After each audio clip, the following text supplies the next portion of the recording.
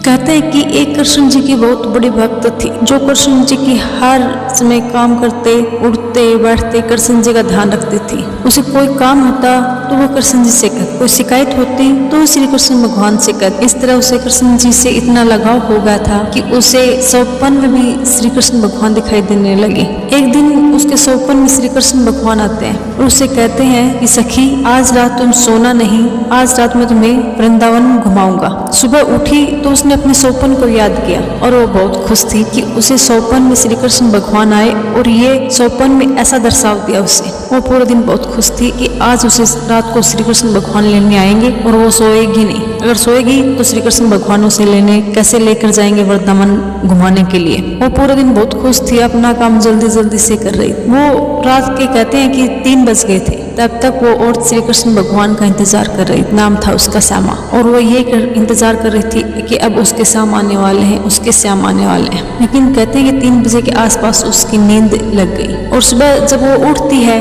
तो वह क्या देखती है कि उसके घर के आंगन में एक घुंघरू पड़ा हुआ दिखाई देता है उसे। वह बहुत दुखी होती है। उसे लगता है कि रात को उसके सोने के बाद उसके श्याम आए थे और वो नालायक सो गई। अपने आप को इस बात के लिए उसने बहुत बड़ा दोषी ठहरा लिया कि वो रात को सो गई और उसके कृष्ण भगवान आकर चले गए, उसके श्याम आकर चले गए। काश वो नहीं सोती तो आज वो अपने श्याम के साथ वृंदावन घूमती और उसका जन्मों का सपना पूरा हो जाता। इस बात से वो अपने आप को इतना बड़ा दोषी मानने लगी कि उसने अपने गहनों की गठरियां बांधी और अपना घर छोड़कर निकल गई। उसे कोई सुध नहीं थी। वह गांव की एक गलियों से गांव की दूसरी गलियों में घूम रही थी और सिर्फ एक ही आवाज थी, कोई उसकी नींद ले ले, साथ में उसके गहनों की गठरी भी ले ले, पर कोई उसकी नींद ले जा। गांव की गलियों से गुजरने वाले लोग उसे देखकर हंस रहे थे कि लगता है ये है और पगला गई है, भला नींद भी कोई ले सकता है क्या? और ये तो नींद ही नहीं, साथ में अपने गहनों की गठरी भी बेच रही है। वास्तव में ये लगता है कि ये औरत पगला गई है। काफी दिन हो गए उसे गाँव की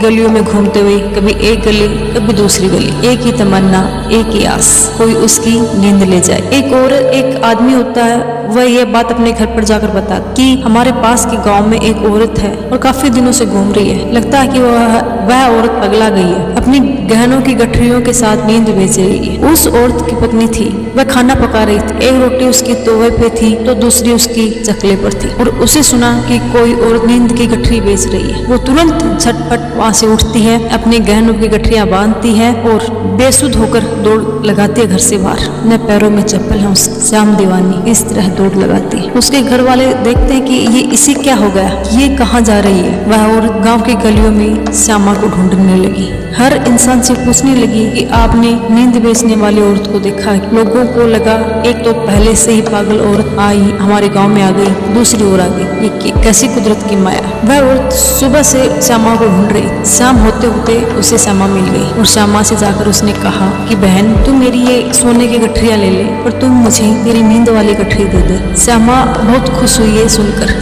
श्यामा ने कहा, हे सखी, मैं काफी दिनों से ऐसे ग्राहक को ढूंढ रही हूँ कि मेरी नींद भी ले जाए और मेरे सोने की गठरी भी ले जाए। दूसरी सखी ने देखा, क्या तू भी सोने की गठरी नींद के साथ दे रही है? तो उसने कहा हाँ। और दूसरी सखी थी, वह नींद लेने के लिए सोने की गठरी दे रही। कैसी अजीब माया है श्याम तेरी। श्यामा ने अपनी सारी वृत्तांत सुनाया, कहा कि मैं क्यों नींद बेच रही हूँ। अपनी सारी कहानी दूसरी सखी को सुना दी और पूछा कि हे सखी, पर तुम नींद क्यों खरीद रही हो? मैंने तो अपनी कहानी तुम्हें बता दी कि मैं नींद क्यों बेच रही हूँ, लेकिन तुम नींद क्यों खरीद रही हो, इसके बारे में कुछ वृत्तांत सुना बताओगी? तब दूसरी सखी कहती है, हे सखी, जैसे तुम्हारी विडंबना है, जैसे तुम्हारी विरह वेदना है, ठीक वैसी मेरी है। मेरे श्याम हर रोज सपने में आते, मुझसे बातें करते थे। एक दिन मेरे श्याम ने मुझसे आकर कहा कि सखी, कल सपन में मैं तुम्हें वृंदावन घुमाऊंगा। उस रात से बैरन नींद मुझे आई नहीं। कब से नींद का इंतजार कर रही हूँ, लेकिन उस दिन के बाद, उस रात के बाद आज तक मुझे नींद नहीं आई। काश एक पल के लिए मुझे नींद आ जाए और मेरा श्याम मुझे वृंदावन घुमाए। कैसी माया है, कैसा प्रेम है ये भक्तों का। क्या कभी हमने भी अपने श्याम से इस तरह